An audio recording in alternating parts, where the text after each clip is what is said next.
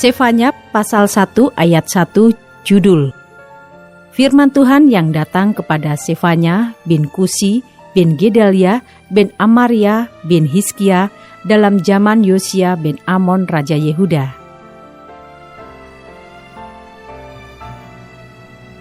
Ayat 2-18, penghukuman pada hari Tuhan.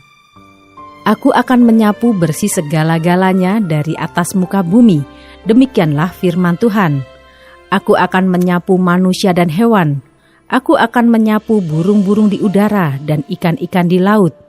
Aku akan merebahkan orang-orang fasik dan akan melenyapkan manusia dari atas muka bumi. Demikianlah firman Tuhan.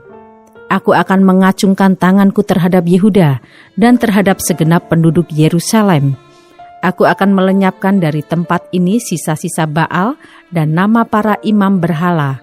Juga mereka yang sujud menyembah di atas sotoh kepada tentara langit, dan mereka yang menyembah dengan bersumpah setia kepada Tuhan, namun di samping itu bersumpah demi dewa Milkom. Serta mereka yang berbalik daripada Tuhan, yang tidak mencari Tuhan dan tidak menanyakan petunjuknya. Berdiam dirilah di hadapan Tuhan Allah, sebab hari Tuhan sudah dekat. Sungguh Tuhan telah menyediakan perjamuan korban dan telah menguduskan para undangannya. Pada hari perjamuan korban Tuhan itu, aku akan menghukum para pemuka, para anak-anak raja, dan semua orang yang memakai pakaian asing. Aku akan menghukum pada hari itu semua orang yang melompati ambang pintu dan memenuhi istana tuan mereka dengan kekerasan dan penipuan.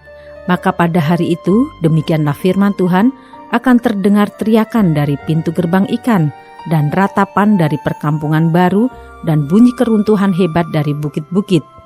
Merataplah hai penduduk perkampungan lumpang, sebab telah habis segenap kaum pedagang, telah lenyap segenap penimbang perak.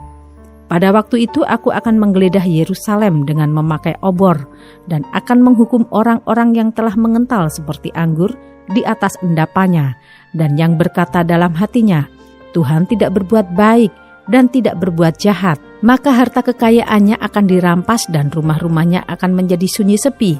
Apabila mereka mendirikan rumah, mereka tidak akan mendiaminya.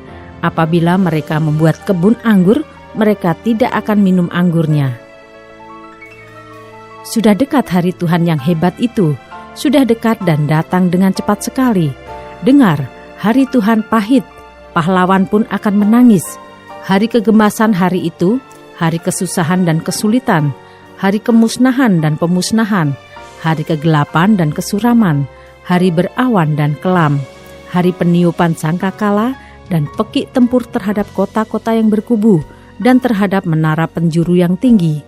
Aku akan menyusahkan manusia sehingga mereka berjalan seperti orang buta, sebab mereka telah berdosa kepada Tuhan. Darah mereka akan tercurah seperti debu dan usus mereka seperti tahi.